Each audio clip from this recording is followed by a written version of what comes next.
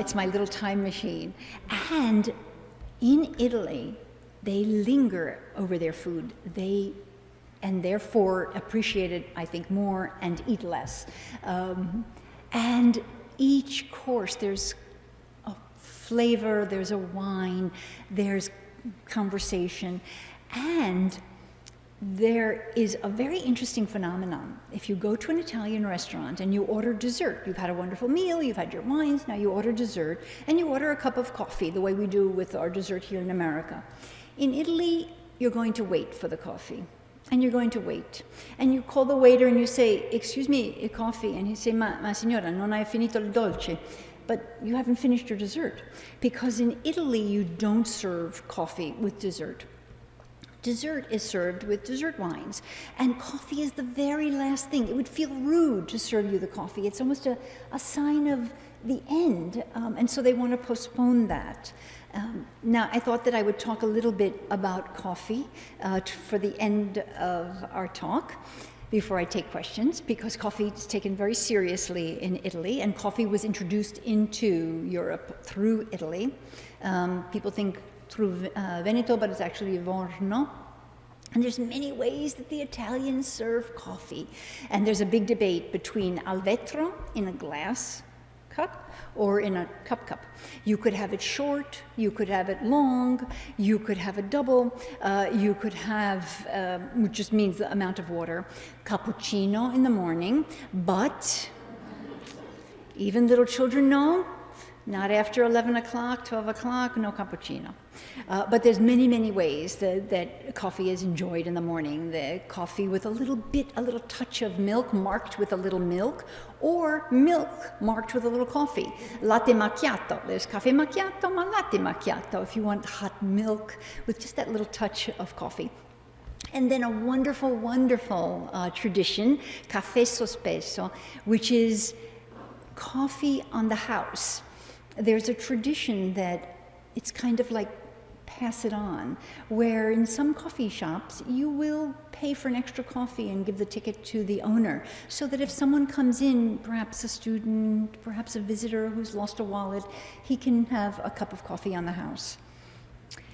There are many, many, many coffee inventions. Because coffee and chocolate came into Italy at the same time, and also chocolate first came into Italy through Piedmont. Some of the places where some of these combinations of coffee and chocolate was naturally in Piemonte, because before the 1600s there was no coffee, no chocolate in Europe. One of my favorites is bicchiarine, a layer. Who's had bicchiarine? You know what I mean. For the rest of you, let me try to do it justice.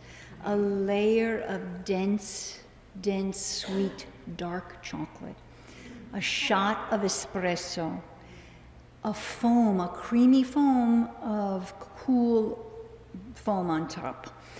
And so you sip the cool foam, you get to the bitter espresso, then you get the sweet thickness of the chocolate. It's wonderful. And it's always served by candlelight in this one place that's very famous for it in Torino called Caffè Bicchiarine. Another drink, combination of coffee and chocolate, is Caffè Marocchino from Alessandria, another province, another city in Piemonte. Marocchino is Moroccan because it's a city that's known for its hat making.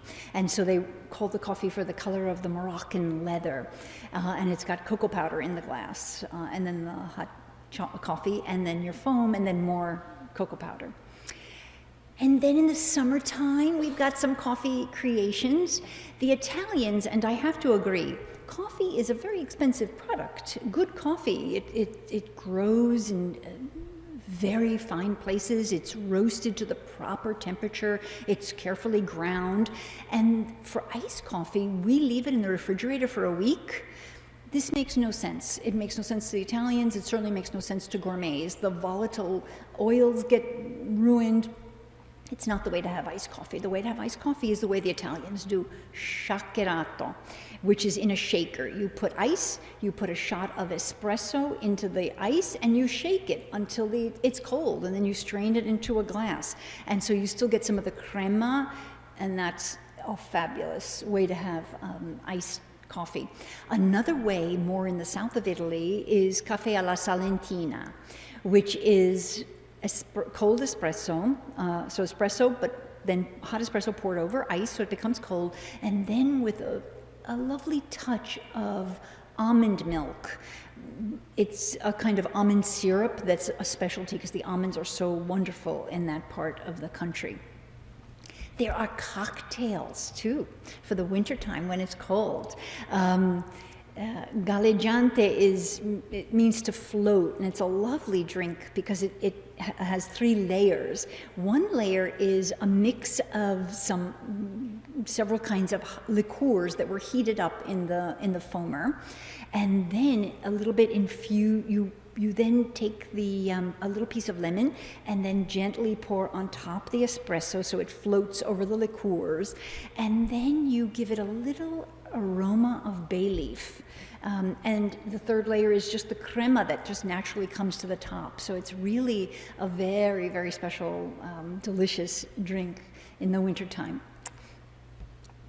And then caffè alla valdostana from the north in this wonderful cup called la grolla o la coppa di amicizia. So it's this beautiful round wooden coffee cup that's called a cup of friendship.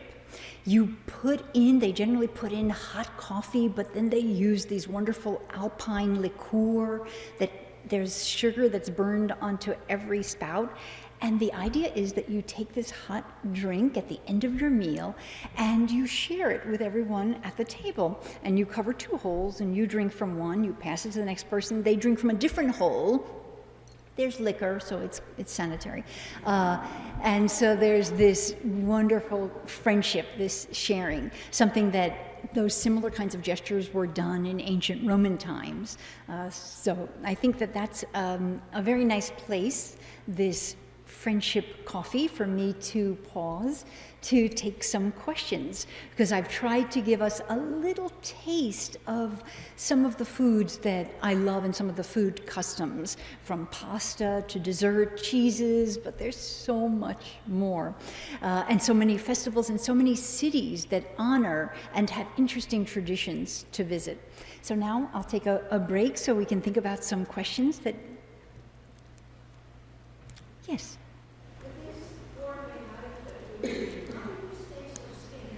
The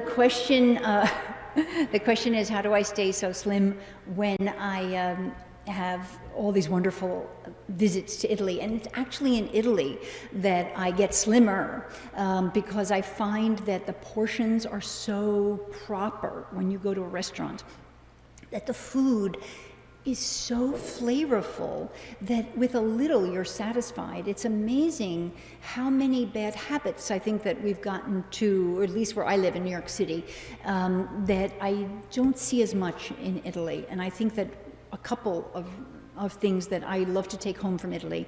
One is, there is no coffee holder in an Italian car. They do not drink coffee while they're driving. There's no walking around the street eating French fries or chips from a bag. You sit down to eat. Or you stand at the counter at a bar when you're having your coffee or a quick lunch. But you basically set out your time, even if it's just 10 minutes. You very rarely will find an Italian eating and something else beside talking. It is just makes you such more conscious of food and enjoying it. The other is the portions. When I